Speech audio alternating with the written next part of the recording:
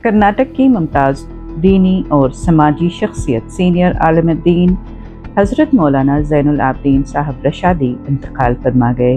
مولانا مرحوم دارالعلوم شاہ ولی اللہ بنگلورو کے بانی اور محتمم تھے۔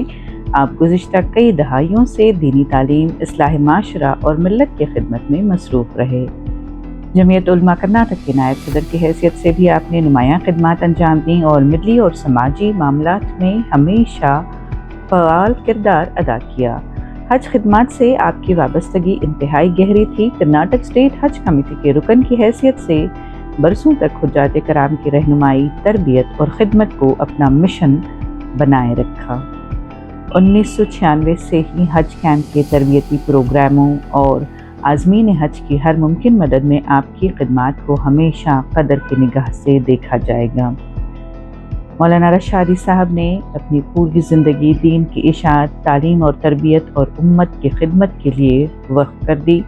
ان کے انتقال سے کرناٹک سمیت پورے ملک کے دینی، تعلیمی اور سماجی حلقوں میں گہرے دکھ کا اظہار کیا جا رہا ہے۔ ان کی علمی، دینی اور ملی خدمات ہمیشہ یاد رکھی جائیں گی۔ دعا ہے کہ اللہ تعالی حضرت مولانا زین العابدین صاحب رشادی کی مغفرت فرمائے اور ان کے درجات بلند کرے۔ آمین۔